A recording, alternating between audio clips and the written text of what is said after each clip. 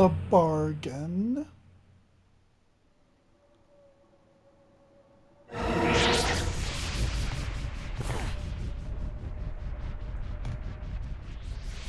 Where have you cast me now, Kai?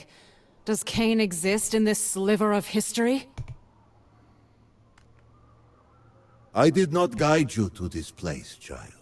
You were drawn here by threads beyond my reach. But the path is not unfamiliar. You have been here before. This is a Nosgoth cleansed of vampires. The Sarafan are no more. Your brother is long dead. The humans hold dominion now. And Kain endures, a god among mortals.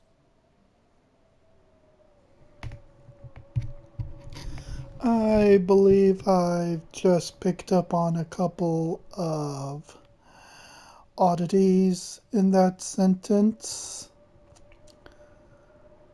I think I'll let you decipher what I'm talking about. Tell me where he broods. To the west, seek the pillars.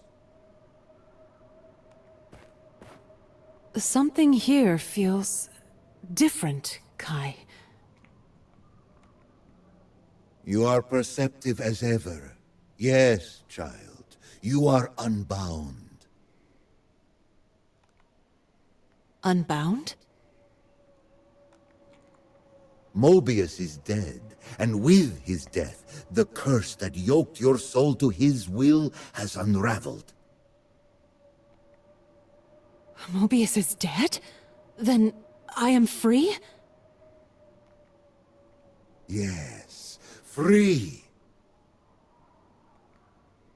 How? How did this come to pass? It was Kain. He slayed the Time Streamer, and in that act, the weave of your torment came undone. By the ticking of mortal clocks, Mobius fell centuries past. But you, adrift in the recursive churn of fate, feel the breaking only now. The endlessness of Mobius's time prison has cast you between the shattered epochs of Nosgoth for millennia. Perhaps you should offer Kain your gratitude for ending this. His ego may find such flattery agreeable. Gratitude? No. I may be cut from Mobius's strings, but that does not make the blade my ally. Kain now remains my only chance to reach Matthias. Should he refuse me? And if he does? Then I will kill him. Yeah, have fun with that. Kain does not succumb to death, child. He bestows it. Proceed carefully.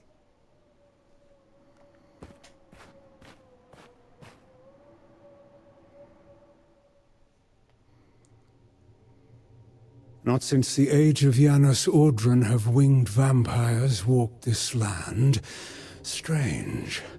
A remnant of Vorador's cabal, perhaps. My curiosity has granted you a reprieve from death. For now. Approach. And there he is, the man of the hour, our titled character. I'll give it up for Kain.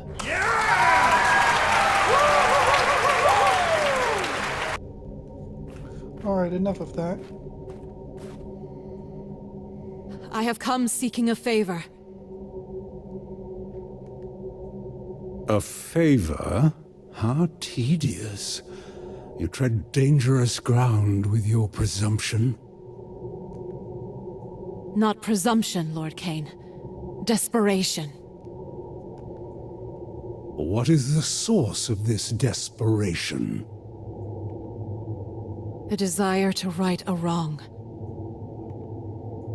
Swords and teeth are sufficient enough for that. It is said you have the power to weave time's tapestry according to your whims. Yeah. I'm not Mobius. The threads of fate are delicate, but go on, I'm intrigued. For the moment. Long ago, a Sarafan killed my lover. I would see him restored.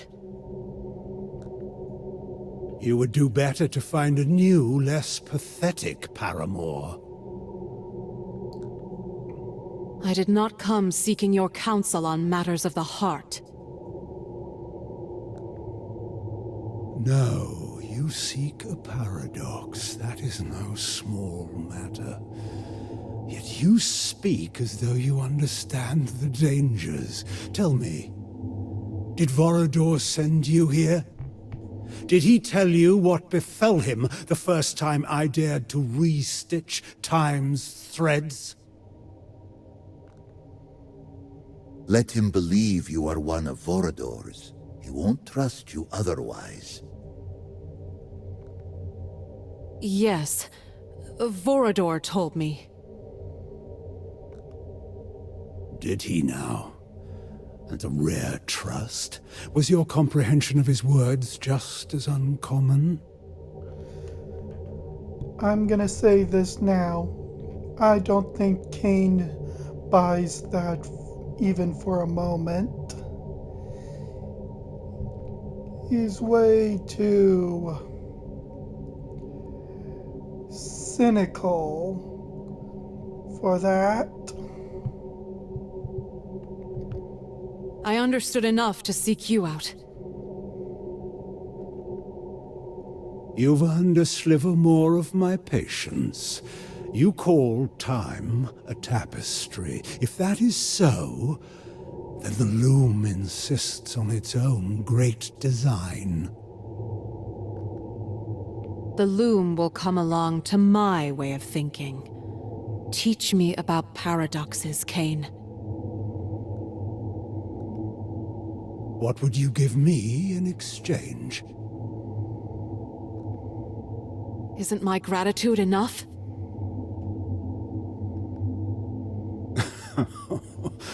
Only fools accept thanks as payment. Tell him of the tomb of the Sarafan, where your brother lies in eternal slumber. Reveal its location. Plant the seed that he might raise Raziel and the others there to reforge the fallen Sarafan as his servants. Let Nosgoth see that even the hallowed dead bend the knee to Kain. Why? It will be a spectacle of his supremacy, and for you, another chance at vengeance. Do you truly believe he will accept such a bargain? Okay, I've never read the Dead Shall Rise comics, so I don't know if this exchange between Elaleth and Kai is telepathic. Otherwise, I'd imagine Kain would see her talking to herself and question it. Yet he doesn't. If anyone has any knowledge on this, maybe you could fill me in on the details? There is but one way to know. I will tell you the location of a tomb where Sarafan Inquisitors lie. What use to me are dust and bones? Resurrected, they will make powerful servants and magnificent symbols of your strength. Even the mightiest of the Sarafan are subject to your will. Curious. Tell me then, where is this tomb? hiding in plain sight. Surely you have seen it, yet you deemed the interred dead of little consequence. To find it, journey west beyond the pillars, toward the Lake of Tears. Within the canyons, cut into the walls of the cliffs, you'll find the sepulchre. There, your new servants wait. And you just gave him the info he needed without him telling you what you wanted. That's kind of... Now you've lost your bargaining chip. Way to go. An intriguing vision. Perhaps I will pursue it. Now, to your end of this bargain. You're a persistent one, aren't you? Very well.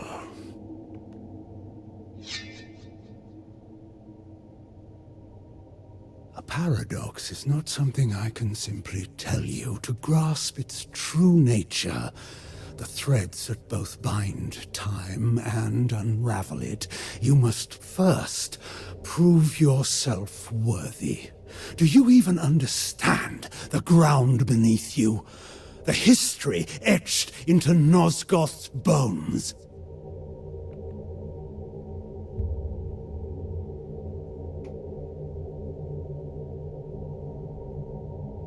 So, the spectre stirs from her vigil. I did not summon you, Ariel. No, Kain. You summon no one. You command or you destroy. But not today. I felt her presence. This one, she trembles the very marrow of Nosgoth. Child, all emerge from their mother's womb carrying the twin scents of promise and failure. It is not often long before one odor predominates. You remain indeterminate, and this has intrigued me. So let us test the weight of your purpose. Let us play a game, you and I. Each of these pillars once bore a guardian, until the circle was shattered. Answer my riddles, and with each truth, I shall tell you what became of them. Play her game. See where it leads. I'll remain close should the need arise. Odd. Another voice speaks through your talisman. Yet I hear only the echo, not the words. If we are to proceed, it must fall silent. I understand. Be still, Kai. I'll call for you when this is done. As you will. Good luck, Lady of Thornlatch. Okay, so when I first played through this, I was a little nervous, you see. I, of course, know all of the pillars through my playthrough of the other games, but since the Guardians were long dead in the games I've played, they didn't hold a prominent role, so I was kind of nervous of messing up somehow.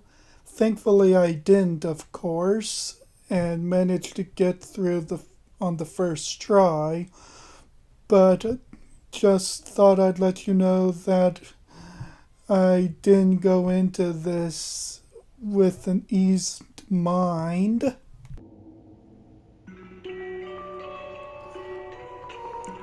Wow, the 3D looks nice, at least.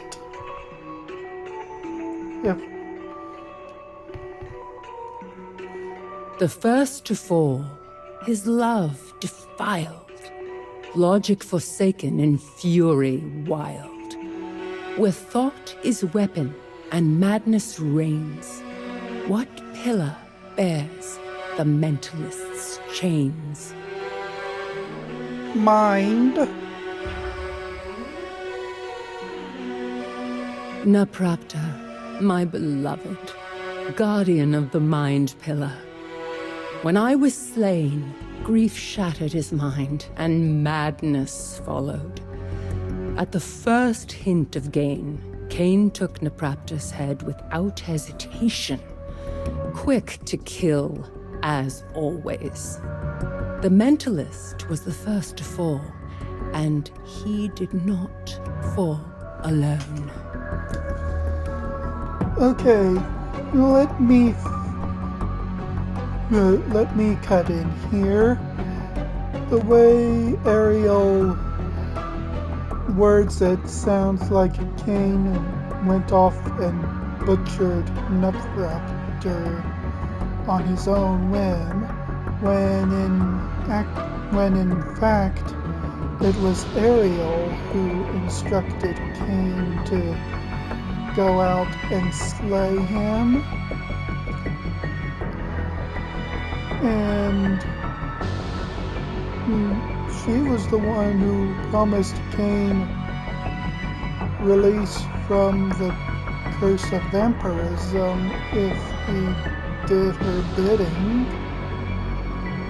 So having her frame Kain in this light is kind of unfair, wouldn't you say?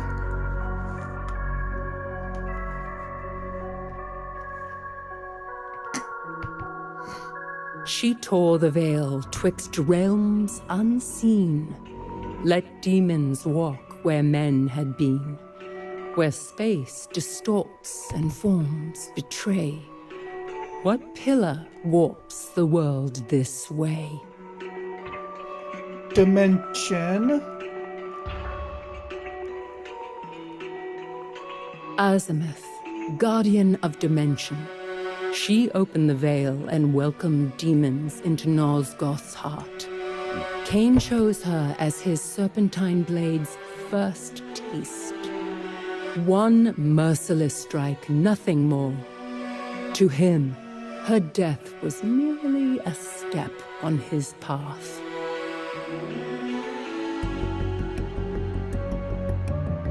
A knight in chains, his oath betrayed, in fire and steel his penance paid.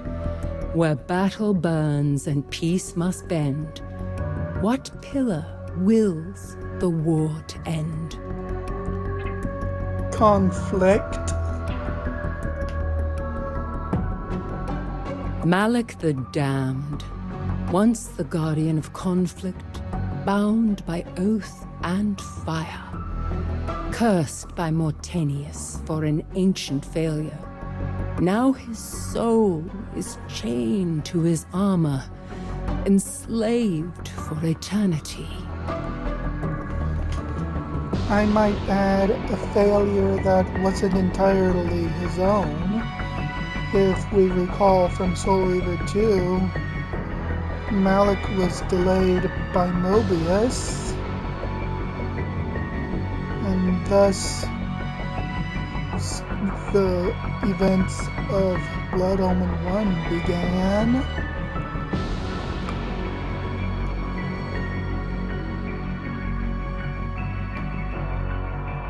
He wore the wild, a beast in thought. By root and flame his power wrought. Where verdant life and death entwine, what pillar binds this worldly line? Nature. Bane, guardian of nature, a force of wilderness and fury. Twisted by Naprapta's insanity, he became something monstrous. Kain called Bane like a rabid beast, as though death were his cure for everything.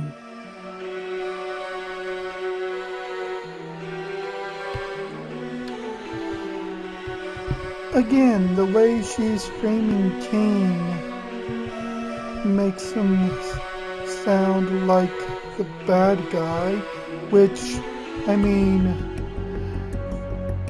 granted, Kain isn't exactly what I would call hero material, but she was the one who set him on this path. So this is just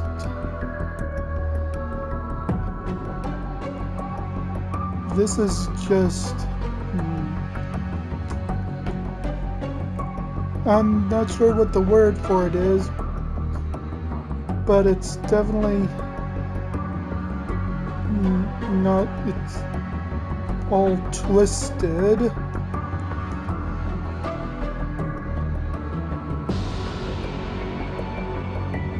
The mirror cracked, yet none could see the binding thread of destiny. Undying choice, immortal shame.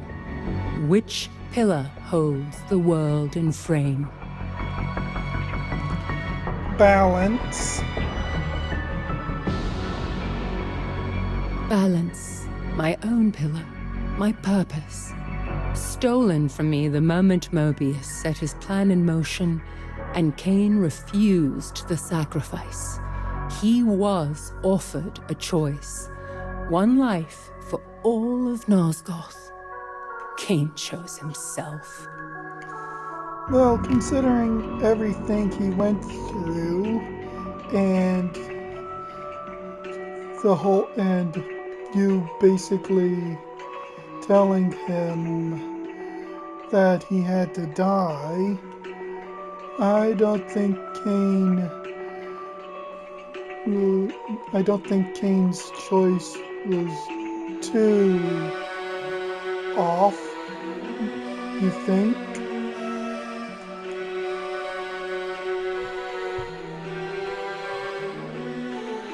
She burned with light no flesh could keep, a waking storm that would not sleep, where power coils and sparks take form.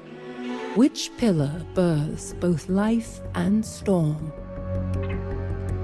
Energy. Jewel. She was ill-suited for the burden she bore.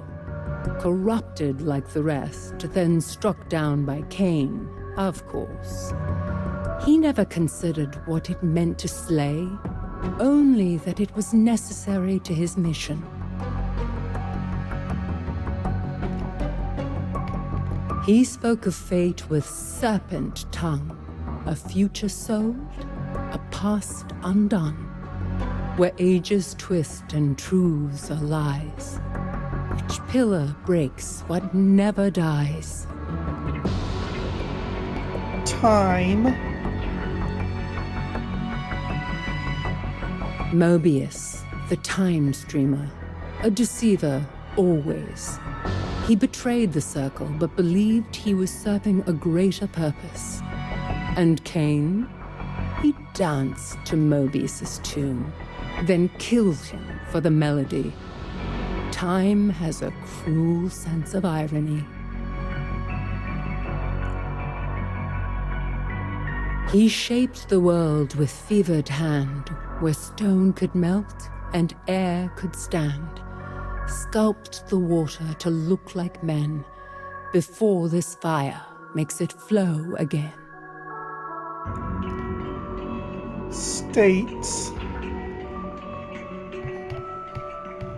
Anacroth, the alchemist. He twisted the elements to his will, sculpting matter as though he were a god. But even gods fall.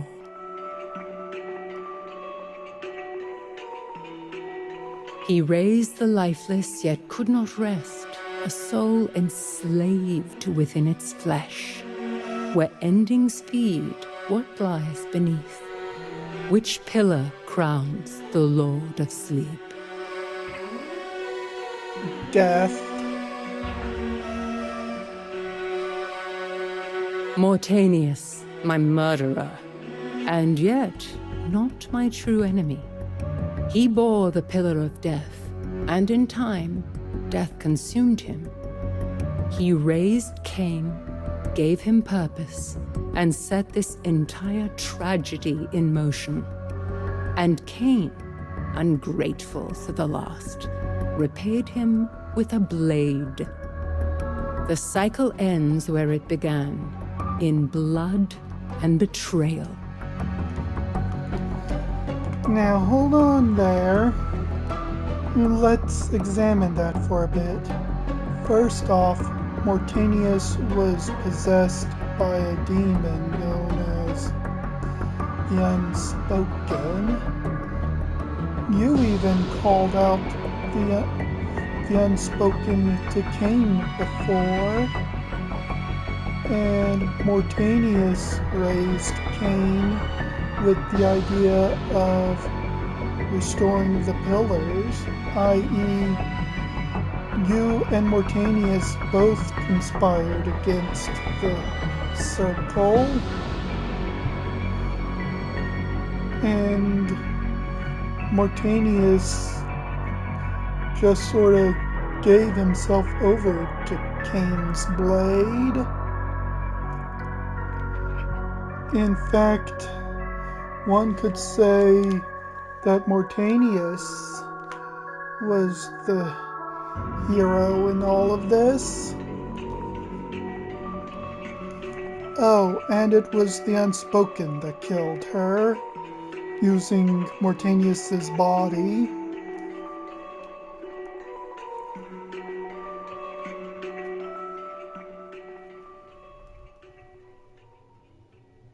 You see now, don't you? The cost of bargain struck in darkness. Kain will not guide you. He will use you as he used us all. Still, you answered true. There may yet be hope in you. Go carefully, child.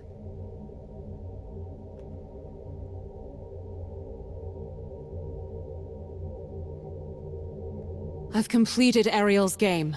Now give me what I came for. The true riddle begins to stir behind those eyes. A paradox. Fledgling is not a law, it is the defiance of one. A fracture where truth and lie walk hand in hand. I've seen such wounds open in the fabric of time.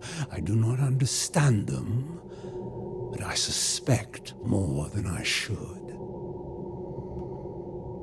A fracture? One where Matthias might yet live? Tell me how to break time, as you once did. When I struck down William the Just centuries ago, his blade clashed with mine. The same blade, across time, past and present, colliding in one impossible moment. The paradox was born not from movement, but from overlap. Two truths, mutually exclusive, yet momentarily the same. Another riddle. If I could travel through time, I wouldn't need a paradox at all. Your thoughts crawl where they should fly. A paradox is not conjured by motion alone.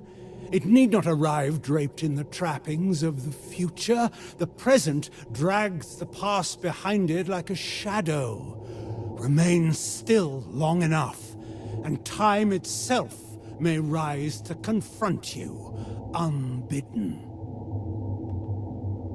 Always these half-truths. What is it you see, Kain?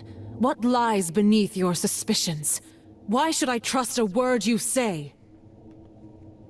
You shouldn't, yet here you are.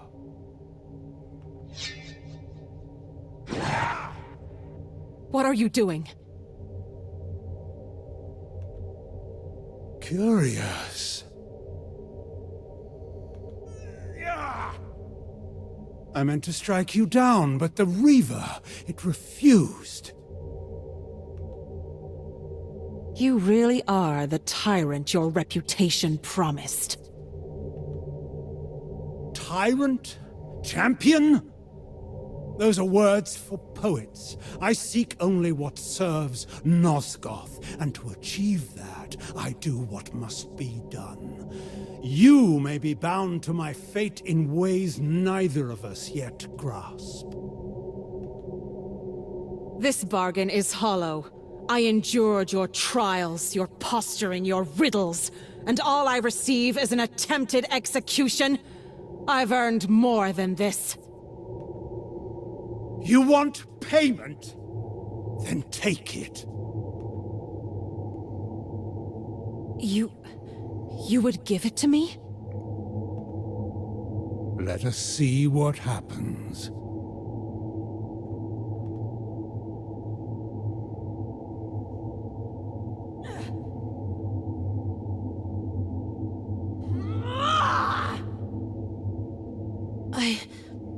I don't understand. It calls to me, but there's something else. Something is screaming inside me. I can't take it. Fascinating. A pity, but not a failure. You've seen more tonight than most glimpse in a lifetime, and yet the shape of it all still eludes you. We will meet again, that much I'm sure. If time still bows to fate, it will choose the hour when you see a paradox for what it truly is. Until then, I have Sarafan to raise from their graves. Well, I guess that's it then. Be sure to tune in next time. Don't forget to like, comment, and subscribe. Hit the bell notification and share. And peace.